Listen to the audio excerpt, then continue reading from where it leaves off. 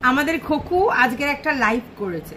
সেই লাইভে 55 minute 53 minute ধরে লাইভটা ছিল। সেই লাইভে আবার বউ উইথ শ্বশুরবাড়ি বেচে দিয়েছে। মানে একে যে আমি বউ বেচু নামটা দিয়েছি, এটা যে অ্যাপ্রোপ্রিয়েট এটা পরিষ্কার বোঝা যাচ্ছে। মানে তোমরা চিন্তা করো, বললো যে তোমরা আমাকে অনেকেই কমেন্ট করো, নেগেটিভ করো আর পজিটিভ করো। তো সেই কমেন্টের আমি রিপ্লাই দিতে পারি না, তার জন্য আমি ভেবেছি একটা লাইভ করে সেইগুলো রিপ্লাই দেব। সেই রিপ্লাই দিতে এসে সে আলটিমেটলি বলতে এলো যে তোমরা ওই ব্লগটা দেখো। কোন ব্লগটা? যেই ব্লগটা ওর লাস্ট জামাই ষষ্ঠী ছিল সেটা দেখো, তাহলে বুঝতে পারবে যে ওরা মন থেকে আমাকে অনেক আগেই জামাইয়ের জায়গা থেকে সরিয়ে দিয়েছে। আর সেই জন্য ঠিক করে আসলাম। অ্যাকচুয়ালি দেখো, আমি একটা কথা বলি, এই খোকু প্রতিদিন ভিডিও করে, প্রতিদিন ভিডিওতে ও পরিষ্কার বলে দিয়েছে তোমাদেরকে যে আমি বেচবো কাকে? আমার বউকে, যতদিন না ডিভোর্স হবে, পরিষ্কার বলেছে। এবং সেই দিনই আবার সে বলেছে যে আমার এই সেকেন্ড চ্যানেলটা, যেটা ওই মানে ড্যাশ মিত্র লেখা আছে, সেই চ্যানেলটা অ্যাকচুয়ালি আমি রেখেইছি কন্ট্রোভার্সি করবার জন্য। তো অলওয়েজ তো কন্ট্রোভার্সি ভিডিও করার মতো এলিজিবিলিটি আমার নেই, কারণ আমি কথা বলতে জানি না, আমি কথা বলতে পারি না। এবং সেটা কন্ট্রোভার্সি ক্রিয়েটাররাও স্বীকার করে, আর আমার দিদি তো স্বীকারই করে না, পাতানো দিদির কথা বলছি। তো সেই জন্যে আমাকে কি করতে হয়, লাইভে যদি তোমরা কিছু কমেন্ট করো তার পরিপ্রেক্ষিতে আমি দুটো চারটে এরকম ধরনের কথা বলতে পারি, যেটা আবার একটা কন্ট্রোভার্সিয়াল টপিক। ঠিক আছে, তাই জন্য আমাদের বেচু চলে এসেছে, মানে সরি বউ বেচু ওরফে খোকা চলে এসেছে আবার লাইভ করতে। এবং সেখানে অ্যাকচুয়ালি তার টপিকটাই হচ্ছে জামাই ষষ্ঠী, এবং জামাই ষষ্ঠী লাস্ট জামাই ষষ্ঠী, এবং সেখানে তার শ্বশুরবাড়ির লোক তার সঙ্গে কি রিয়্যাক্ট করেছে। তার মানে তার বউ প্লাস তার শ্বশুরবাড়ির লোক তাকে অলরেডি তার জামাই জায়গা থেকে কিক করে সরিয়ে দিয়েছিল। তো চলো, welcome back to my channel. আশা করছি তোমরা সবাই খুব ভালো আছো, আর আমি খুবই ভালো আছি। নতুন একটা ভিডিওর সাথে আমি রুনার লাইফস্টাইল থেকে।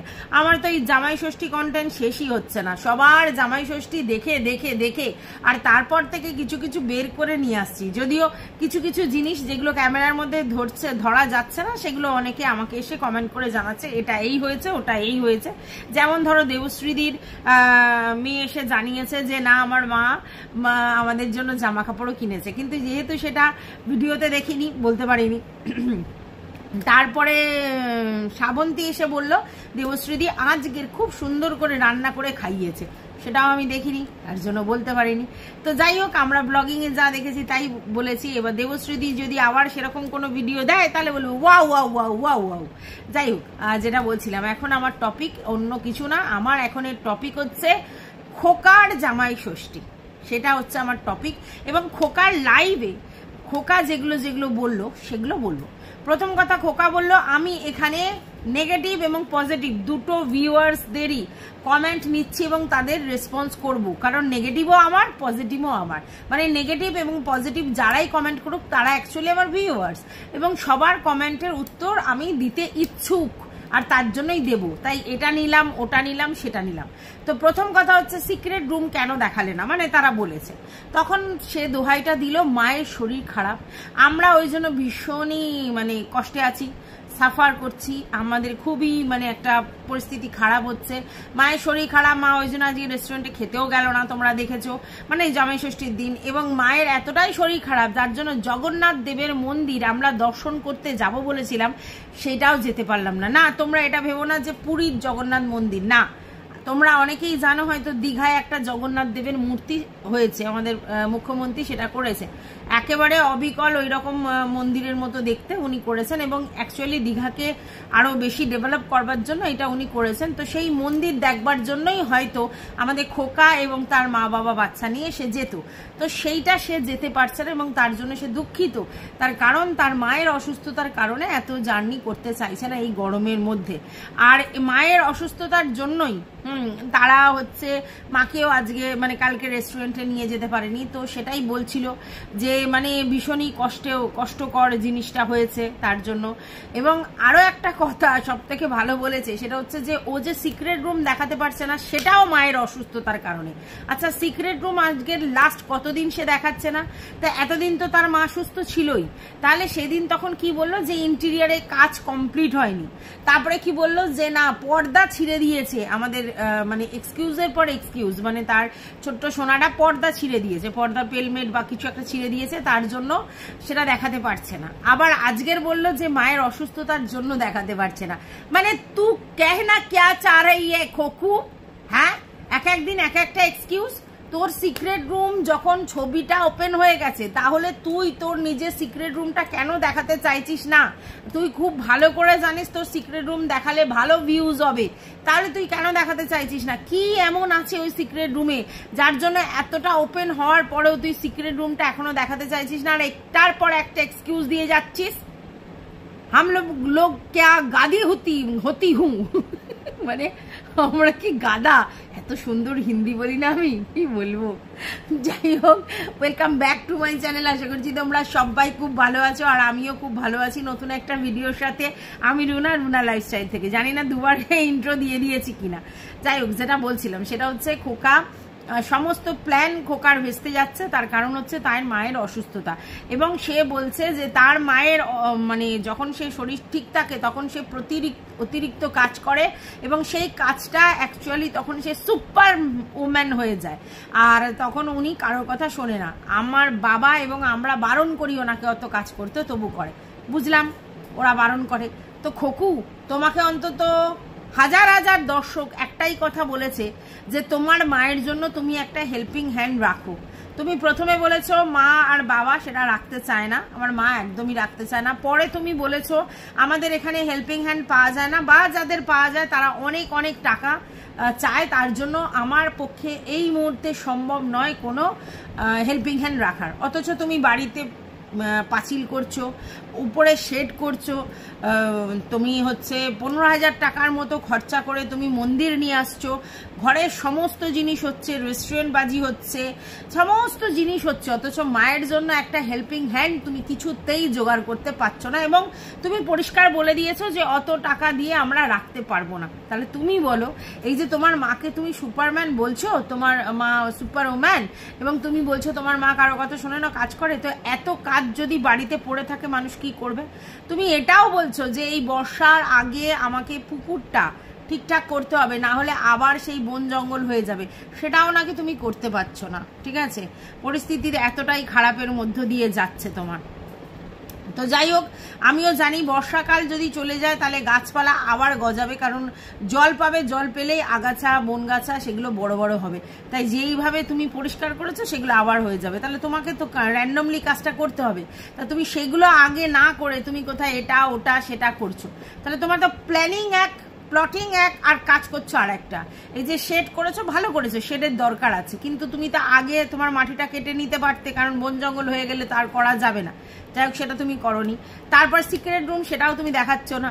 আচ্ছা, তারপরে তুমি যেটা বলছিলে জগন্নাথ দেবের মন্দির, হ্যাঁ একটু বর্ষা টর্ষা পড়লে তারপরে গিয়ে ঘুরে এসো, তার কারণে এই গরমে যদি ওই ভদ্রলোক ভদ্রমহিলা বেরোয়, এবং যেহেতু ওনার সুগার আছে উনি ভীষণই অসুস্থ হয়ে যাবেন, তবে ওনার রেস্টের দরকার, ওনার রেস্টের দরকার। সবাই কিন্তু তোমাকে এই কথাটাই বলছে, ওনার রেস্টের দরকার। তুমি সেই দিকটা কিন্তু কেয়ার করছো না। হ্যাঁ, শুধু ওষুধ খেয়ে কোনো মানুষ কিন্তু শারীরিকভাবে সুস্থ থাকে না। সুগারের জন্য আমার আছে, আমি জানি, সুগারের জন্য যেটা মেন ব্যাপার সেটা হচ্ছে যে তোমাকে মনটা ঠিক রাখতে হবে, পরিশ্রম ওই লেভেলের করা যাবে না, হাঁটতে হবে, ঠিক আছে, আর হচ্ছে খাওয়া দাওয়ার চেক করতে হবে। ঠিক আছে, তো খাওয়া দাওয়ার চেক মানে হচ্ছে তোমার ওই কার্বোহাইড্রেট জিনিসটা কম খেতে হবে, রুটি ভাত কম খেতে হবে, সবজি ফল, ঠিক আছে, তারপরে হচ্ছে তোমার মাছ মাংস এগুলো খেতে হবে, ডিমের সাদা অংশ এগুলো খেতে হবে। যাই হোক, ওনার শরীরটা খুবই ভেঙে গেছে, আর দেখে বোঝা যাচ্ছে এত হাড় ভাঙা খাটুনি উনি আর সহ্য করতে পারছে না। বাট কিছু করার নেই, একটা বাড়িতে দুটো ছেলে একটা মেয়ে রয়েছে, আর অত বড় বাড়ি, ঘর দৌড় পরিষ্কার করা, রান্না বান্না করা, ওই বাচ্চা সামলানো, সমস্ত কিছু মিলিয়ে ওনার পক্ষে যথেষ্ট টাফ হয়ে যাচ্ছে। এবং ওই ভোরবেলা ওঠে বলে উনি সবসময় একটা উইকনেস ওনার মধ্যে কাজ করে। আর এই গরমে কখনো গিয়ে ছাদের উপরে শেডের তলায় রান্না করা, ওখানে টিনের প্রচুর গরম, প্রচুর তাপ, আচ্ছা আবার নিচে রান্নাঘরে রান্না করা, সেখানেও প্রচুর গরম, তাহলে ওনার পক্ষে খুবই অস্বস্তিকর অবস্থা হচ্ছে। কারণ এই সময় না একদম আগুনের কাছে থাকা যায় না। আমি তো মানে একবার করে রান্না করে একবার করে ফ্যানের তলায় এসে বসি, তো এত মানে গরমে এক টানা আগুনের ধারে দাঁড়ানোই যায় না, রুটি তো করাই যায় না, এত আগুনের দাউ দাউ হয় আর কি। তো সেই জায়গায় ওনার তো কষ্ট হচ্ছে, এটা বোঝা যাচ্ছে। আর উনি তো আমাদের থেকেও সিনিয়র, তাহলে সেই জায়গায় তো ওনার সাফারিংটা আছে। যাই হোক, নিজের মায়ের খেয়াল রাখার জন্য শুধু ওষুধ না, তার সঙ্গে পথ্য ঠিক মতো খাওয়াতে হবে এবং তাকে রেস্ট দিতে হবে। ওনার কিন্তু প্রচুর বেশি পরিশ্রম হচ্ছে, এত কায়িক পরিশ্রম এই বয়সে আর উনি নিতে পারছে না, এতদিন করে এসেছে এখন আর পারছে না, এটা সত্যি। তো সেই দিকে যদি তুমি লক্ষ্য না রাখো মায়ের, তাহলে আর কি করা যাবে। হয়ে গেল এটা। এইবার চলে আসি আমাদের খোকু, যে ওরফে বউ বেচু, সেটা কিন্তু আমি বারবার প্রমাণ পেয়েছি বলেই ওর নামটা এটা দিয়েছি। যদি বলো কেন, আজকেরও দেখে ওকে হেসে হেসে বলতে হলো জামাই ষষ্ঠীর গল্প বলতে গিয়ে, জামাই ষষ্ঠী আমার হিংসে হবে বলতে গিয়ে কিন্তু ও কিন্তু বললো তোমাদের একটা ঘটনা বলি। কি বললো? বললো আমার জামাই ষষ্ঠীর লাস্ট যে জামাই ষষ্ঠীরা, সেটা ব্লগ আছে, তোমরা পারলে সেটা দেখে নিতে পারো এবং সেখানে গিয়ে তোমরা বুঝতে পারবে অ্যাকচুয়ালি তারা কতটা জামাইকে যত্ন করতো বা আদর করতো বা কিছু। কারণ ওরা লাস্টের দিকে পরিষ্কার আমাকে জামাই হিসেবে আর মানছিল না, জামাই হিসেবে ওদের কাছে আমার আর কোনো ভ্যালু ছিল না, এবং সেটা তোমরা ব্লগ দেখলে বুঝতে পারবে। কি করে না, জামাই ষষ্ঠীর দিনে জামাইয়ের যে সিস্টেমগুলো সেগুলো না করে সেই সময় হচ্ছে টিনু সুন্দরী খোকুর কাছে আবদার করেছিল আমার মা বাবাকে সিলিং ফ্যান দিতে হবে, ঠিক আছে। তো সেই সিলিং ফ্যান কেনবার জন্য সে তার শ্বশুর মশাইয়ের সঙ্গে হচ্ছে বাজারের দিকে গেছিল সিলিং ফ্যান কিনতে। এসে দেখে যে অলরেডি আমাদের টিনু সুন্দরীর মা এবং টিনু এরা সব খেয়ে ফেলেছে, আর ওর বাবা আর উনি বাকি আছেন। এবার ওর বাবাও স্নান ফান করে খেতে বসে গেছে। এবার যেহেতু খোকা স্নান করতে একটু দেরি হচ্ছিল, কারণ অন্য জায়গায় স্নান ফান করতে পরিষ্কার পরিচ্ছন্ন হতে একটু সময় লাগে, এবং তার জন্য কি করলো আমাদের টিনুর বাবাও নাকি খাওয়া দাওয়া করে ফেললো, এবং যখন খোকু খেতে বসলো অলরেডি ওনার খাওয়া হয়ে উঠে গেল। মানে ও বলছে যে ওর জন্য কেউ ওয়েট করেনি। হ্যাঁ, অ্যাকচুয়ালি এইগুলো না অনেকটা মানে ম্যাটার করে, বুঝতে পেরেছো। আমি দেখেছি যে ভালোবাসা, আমরা যে ভালোবাসা বা কেয়ারিং যে বুঝবো কি করে। দেখো আমাদের ফ্যামিলির লোকজনরা বলে যার যখন খিদে পাবে খেয়ে নেবে, খাওয়ার সঙ্গে তো কোনো সম্পর্ক নেই। কিন্তু এই রকম একটা বিশেষ দিনে, এই যে খোকু বলছে যে বিশেষ দিনের কথা, সেটা কি? সেটা জামাই ষষ্ঠী। তো সেই জামাই ষষ্ঠীর দিন তাকে মার্কেটে পাঠানো হয়েছে সিলিং ফ্যান কেনবার জন্য, তারই ফ্যামিলির লোকজনের জন্য, মানে টিনুর ফ্যামিলির লোকজনের জন্য। তাহলে সেইটা কিনতে গেছে যখন, তখন এরা অলরেডি খেয়ে বসে পড়েছে, ভালো কথা। আচ্ছা, তারপরে যখন তার বাবার সঙ্গে এলো, দুজনে একসঙ্গে শ্বশুর আর জামাই বসতে পারতো, কিন্তু শ্বশুরও সেটা খেয়ে উঠে গেল, ও একাই খেলো। এই জায়গাটা সত্যি একটুখানি ভ্যারি করে। অন্যদিন কোনো ব্যাপার না, কিন্তু যেদিন জামাই ষষ্ঠী সেদিন তো আমরা দেখেছি যে টিনার মার কোনো এইসব মেনটেনেন্স নেই। টিনার মা কোনোভাবেই কোনো কিছু আচার রীতিনীতি ওইসব দিকে অত কেয়ার করে না, এবং উনি একটু স্বার্থগাসা মহিলা, সেটা আমরা বুঝতেই পেরেছি, ঠিক আছে। যে মেয়ের সঙ্গে স্বার্থপরতা করে সে আর জামাইয়ের সঙ্গে কি করবে। তবে জামাই ষষ্ঠীর দিনে আমার মনে হয় যে সিলিং ফ্যানটা পরেই কিনতে পাঠাতে পারতো, বিকালের দিকে। সকালের দিকে আচার অনুষ্ঠান যা করার, খাওয়া দাওয়া, রেস্ট নিয়ে সমস্ত কিছু করতে পারতো। সিলিং ফ্যানটা পরে কিনে দিতে পারতো, বা পরের দিন কিনে দিতে পারতো, বা সেদিন বিকালে গিয়ে টিনু আর টিনুর হাজব্যান্ড গিয়ে কিনে আনতে পারতো। সেগুলো না করে দুম করে যেই সময় মানে আর কি খাবার টাইম, সেই সময় তাকে মার্কেটে পাঠানোটা আমার মনে হয় শ্রেয় হয়নি। আর যদি পাঠানো হয় তাহলে সেক্ষেত্রে কিছু না কিছু করে হলেও টিনুর মাকে বা টিনুকে ওর জন্য খাওয়ার জন্য ওয়েট করতে হতো। এটা কিন্তু সত্যি সত্যি একটা মানে দৃষ্টিকটু ব্যাপার, তুমি জামাইকে নিমন্ত্রণ করেছো, তাও জামাই ষষ্ঠীর দিনে আদর আপ্যায়ন করবার জন্য, আর সেই সময় তোমরা তা গিফট কেনার জন্য তুমি পাঠিয়ে দিলে তোমার হাজব্যান্ডকে মার্কেটে বাবার সঙ্গে, এবং বাবার হাজব্যান্ড ফিরে এলো যখন, তখন দেখলো অলরেডি বাড়ির সবাই খেয়ে নিয়েছে, মানে মা, মেয়ে আর দাদা এরা খেয়ে নিয়েছে, ঠিক আছে, তাহলে পড়ে রয়েছে বাড়িতে দুজন পুরুষ, ভালো কথা, এবং তাদেরও আবার দুজন আলাদা আলাদা টাইমে খাচ্ছে। তো সেক্ষেত্রে এইটুকুনি কথা যেটা খোকা বলেছে একদম জেনুইন কথা বলেছে। অন্য দিন হলে আলাদা ব্যাপার ছিল, বা খোকার যদি কোনো পার্সোনাল কাজ থাকতো যে সে কাজ করে আসতে দেরি হয়েছে, সেটা আলাদা ইস্যু ছিল, কিন্তু তোমরা তাকে পাঠালে একটা গিফটের জন্যে, মানে টিনু পাঠালো, আর সেই গিফট আনতে গিয়ে দেরি হয়েছে বলে তোমরা সবাই খেয়ে নিয়ে বসে আছো, যেখানে জামাই ষষ্ঠী, জামাইয়ের আদরের ব্যাপার, তাহলে সেটা যদি করো তাহলে তো এখানে একেবারে খোকুর ঠিক কথা বলেছে। যাই হোক, আমি এই জন্য বলছি ওকে বউ বেচু যে এতদিন পর এই অতীতের কথাগুলো বলে কোনো লাভ নেই, কারণ আলটিমেটলি দিনের শেষে তোমার সঙ্গে ওদের রিলেশন কাট অফ হয়ে গেছে, এবং শুধুমাত্র বাকি আইনি কিছু ঝামেলা সেগুলো হয়ে গেলে তোমাদের রিলেশন পুরো কেটে যাবে, মানসিক জায়গা নেই, শুধুমাত্র আইনত রয়েছে। তাই আজকের ডেটে এইসব বলে আর কোনো লাভ নেই, ঠিক আছে। কিন্তু এটা তো সত্যি কথা যে এক হাতে তালি বাজে না, সবটা তোমার দোষ, আর টিনুর মায়ের কোনো দোষ নেই, বাবার কোনো দোষ নেই, একদমই নয়। আর এটা সত্যি কথা যে কিছু কিছু জায়গায় পরিষ্কার বোঝা যায় টিনুর মা বা টিনুর ফ্যামিলির লোকজন তোমাদের এই সম্পর্কটাকে ঠিক করবার জন্য কোনো প্রচেষ্টা চালায়নি। মেয়ের সংসার যাতে ঠিকঠাক থাকে তার জন্য ফ্যামিলির লোককে অনেক কিছু সাফার করতে হয় এবং বোঝাতে হয়, সেটা টিনুর মা বা বাবার মধ্যে দেখা যায়নি, এবং তারা সেটা চেষ্টাও করেনি, এটা সত্যি।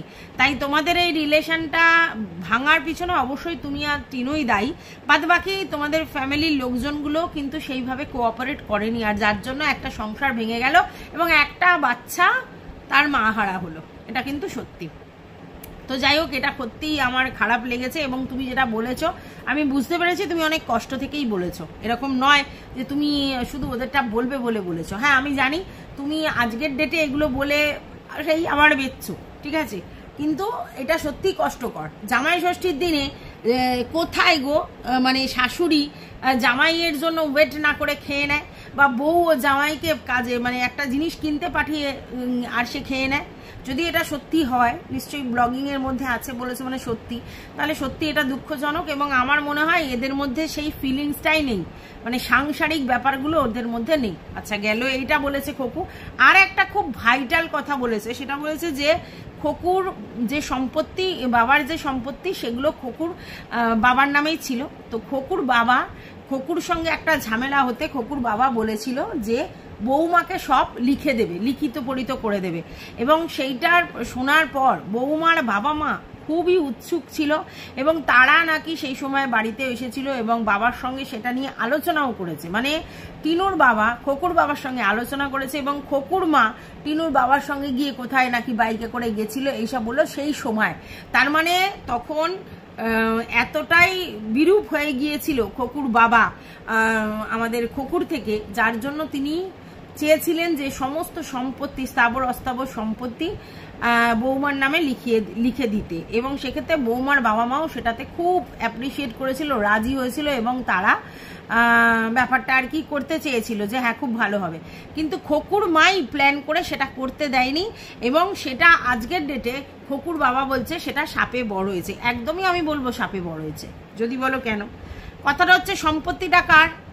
সম্পত্তিটা হচ্ছে খোকুর বাবার, ঠিক আছে। তাহলে সে তার বাবার থেকে পৈতৃক সম্পত্তি পেয়েছে, এবার সে যখন সেটার ওয়ারিশান হয়েছে তখন তার দুই বাচ্চা, তার ছেলে এবং মেয়ে, সেই সম্পত্তিটার উত্তরাধিকারী হয়।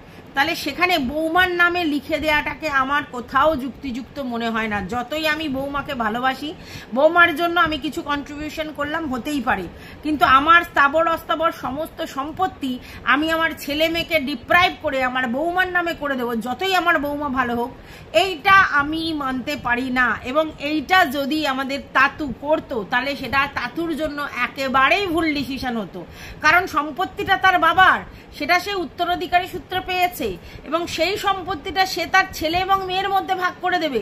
কেন সে সেটা বৌমাকে দেবে? কেন? এটার মধ্যে কোনো যুক্তিযুক্ততা নেই।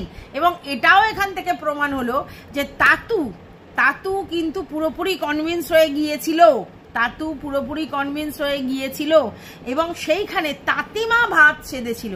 তাঁতিমা রাজি হয়নি এবং তাঁতিমা কনভিন্স করে জিনিসটা আর টিনু সুন্দরীর নামে না লিখিয়ে খোকুর নামে লিখিয়েছিল। তার মানে এটা এই যে মোটামুটি যখন টিনু সুন্দরীর বিয়ে হয়েছিল তখন শ্বশুরের নামেই সম্পত্তিটা ছিল, তাহলে খোকার নামে তখন সম্পত্তি ছিল না। পরবর্তীকালে যখন মানে হয়েছে মানে এই টিনুর নামে লিখে দেবে বলেছিল, সেই সময় তাকে কনভিন্স করে মোল্ড করে খোকুর মা সেইটা খোকার নামে লিখিয়েছে, ঠিক আছে। এবং আজকের ডেটে কাকু বলছে যে মানে আমার কত বড় একটা ভুল হয়ে যাচ্ছিল, ভগবান আছে, ভগবান আমাকে ওখান থেকে বাঁচিয়েছে। একদমই তাই। আমি মনে করি কারো সম্পত্তি মানে ধরো আজকের আমার কোনো সম্পত্তি, সেটা ওয়ারিশান সূত্রে প্রাপ্য কে? আমার ছেলে। এবার ধরো আমার ছেলের সঙ্গে আমার কোনো ঝামেলা হয়েছে, হতেই পারে বৌমার সঙ্গে আমার সদ্ভাব রয়েছে, তাহলে আমি সম্পত্তিটা বৌমাকে লিখে দেবো না? এটা তো লেখা যায় না, কারণ ওটা তো সত্যি করেই তার ছেলে মেয়ের অধিকার। আজকে তাতু যেটা তার মেয়েকে ডিপ্রাইভ করেছে, এটাকেও আমি কখনো মানি না, কারণ মেয়ে আর ছেলে দুজনকে তুমি জন্ম দিয়েছো, সে জায়গায় মেয়েকে ডিপ্রাইভ করে তুমি সমস্তটা ছেলের নামে লিখে দিয়েছো, এটা কি করা যায়? করা যায় না। এবং যেহেতু এটা গিফট ডিড হয়েছে, তাই যদি খোকুর দিদি চায় কোনোভাবে আইনি মানে সাহায্য নিয়ে এই জমির জন্য কেস লড়বে, করতে পারে, কিন্তু করতে পারে। খোকুর দিদি যখন খুশি কেস লড়তে পারে, কারণ আইনত সেও ভাগ নিতে পারে, ঠিক আছে। অনেকে বলে যে ও মা বাড়ির সম্পত্তি পেয়েছে, মা বাড়িতে টাকা পেয়েছে, হ্যান পেয়েছে, ত্যান পেয়েছে, সেখানে খোকুর মা ভাগ নিতে যায়নি, অমুক তমুক অনেক কথা শুনি। খোকুর মা ভাগ নিতে যায়নি, সেটা খোকুর মায়ের ব্যাপার, কিন্তু খোকুর দিদি এই যে ওয়ারিশান সূত্রে প্রাপ্য যে জিনিসটা আজকের খোকুর নামে পুরোটা আছে, খোকুর দিদি যদি কেস করে এবং যদি বলে যে লড়বো, আমারও জায়গা চাই, অধিকার চাই, তাহলে কিন্তু সে লড়তে পারে, ঠিক আছে। এবং সেক্ষেত্রে তুমি বাবা হয়ে তুমি যতগুলো সন্তানের জন্ম দেবে, তাদের সবার মধ্যে তোমার সম্পত্তি ডিস্ট্রিবিউট হবে এবং পুরোপুরি সমান ভাগে, ঠিক আছে। সেই জায়গায় তুমি অবশ্যই মানে তাতু অবশ্যই তার মেয়েকে ডিপ্রাইভ করেছে এবং অবশ্যই সেটা তাঁতিমার কথায়, কারণ তাঁতিমা ছেলের প্রতি অন্ধ এবং তাঁতিমাই কিন্তু তাতুকে কনভিন্স করেছে যাতে টিনু সুন্দরীকে না দেয়, আর সে তার মানে পরিষ্কার তাঁতিমাই কনভিন্স করেছে যাতে ছেলের নামে লিখে দেয়, ঠিক আছে। না হলে ছেলের সঙ্গে তাতুর কোনোদিনই বনিমনা ছিল না, যা বুঝতে পারলাম, একটা সময় গন্ডগোল হয়েছে বুঝতে পারলাম তাতে। তো আমার মনে হয় যে কেন বৌমাকে লিখে দেওয়ার কোনো প্রশ্নই আসে না। আমার মনে হয় যতদিন বেঁচে থাকবে ততদিন নিজের নামেই জমি সম্পত্তি থাকা উচিত। তাতুর কেন বুদ্ধিভ্রষ্ট হলো আর কেনই সে ছেলের নামে লিখে দিল আমি সেটাও জানি না, কারণ যতক্ষণ নিজের নামে থাকবে ততক্ষণই বল থাকবে, যখন নিজের নামে থাকবে না তখন আর বল থাকবে না। সেই ক্ষেত্রে তাতু ভুল করেছে, তাতুর কারোর নামেই লিখে দেওয়া উচিত নয়।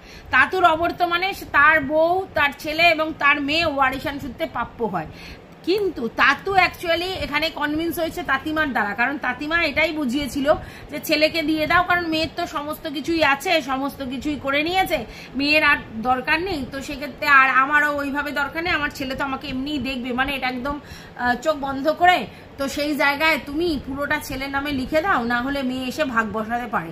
এই জায়গা থেকে তাতু হয়তো ছেলের নামে লিখে দিয়েছে, কিন্তু উনি মতিভ্রম হয়ে বৌমার নামে লিখে দিতে চাচ্ছিল, সেটা কিন্তু হয় না। আর বৌমার নামে ওরমভাবে গিফট ডিড করা গেলেও আমার মনে হয় এরা তখন সেক্ষেত্রে ছেলে বা মেয়ে অবজেকশন তুলতে পারে। আমার জানা নেই এটা পুরোপুরি বৌমার নামে ওরমভাবে লেখা যায় কিনা, পারিবারিক সম্পত্তি আমি জানি না। তো এইটা কিন্তু তাহলে তাতু ব্লান্ডার মিস্টেক করতো।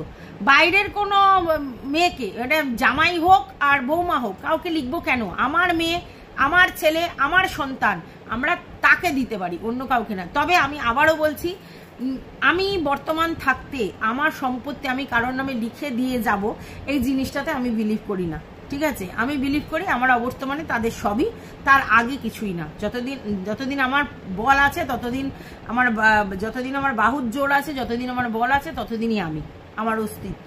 তো যাই হোক, তা তো নিজের পায়ে নিজে কুড়ুলটা আর কি লাগিয়েছে, কিছু বলার নেই, সেটা ছেড়ে দাও। কিন্তু বাদবাকি এইটা বলছে ওয়ারেস ডিসিশন হতো, এবং এটা কিন্তু আমি খোকুর সঙ্গে সহমত, এটা কখনোই করা উচিত নয়, ঠিক আছে। আর যখনই বৌমার নামে সব লিখে দেবে, তো বৌমা তো তখন সাপের 5টা পা দেখবে, এটা স্বাভাবিক ব্যাপার। তো যাই হোক, এইটুকুনি আর কি খোকা বলতে এসেছিল যে ওর বাবা কি ভুল করছিল এবং সেই ভুল থেকে বাঁচিয়েছিল খোকার মা এবং খোকার মা বাঁচিয়ে খোকাকেই সমস্তটা লিখিয়ে দিয়েছে। আর এই জামাই ষষ্ঠীতে তার সঙ্গে জামাইয়ের মতো আচরণ করা হয়নি এবং তাকে দিয়ে গিফট কেনানো হয়েছিল এবং সেটার পর সে যখন বাড়ি এসেছিল তখন অতিথি আপ্যায়ন বা জামাই আপ্যায়ন তো হয়নি, উল্টে ওই যা হোক তাও ক্যাজুয়াল করেছিল। এবং এটা টিনুদের বাড়িতে কিন্তু রয়েছে, এটা খোকা মিথ্যা কথা বলছে না, টিনুদের বাড়িতে কিন্তু এরকমই আছে, ওরা ভীষণই ক্যাজুয়াল, আপ্যায়ন ওইরকম ভাবে করতে পারে না। এবং আমরা টিনুর বেলাও দেখেছি সেভাবে না, যা হোক তা হোক, আর এখানেও তাই। আর এখানে কিন্তু টিনু বসে থাকা উচিত ছিল টিনুর মায়ের সমেত, বা ওকে না পাঠানো উচিত ছিল, কিন্তু এটা খুব ভুল করেছে। যাই হোক, এটুকুই বলার ছিল ভিডিওটা দেখে, সরি লাইভটা দেখে আমি যেটুকুনি বুঝলাম তোমাদেরকে বললাম। তোমাদের যদি কিছু বক্তব্য থাকে অবশ্যই কমেন্ট বক্সে জানাবে। টাটা।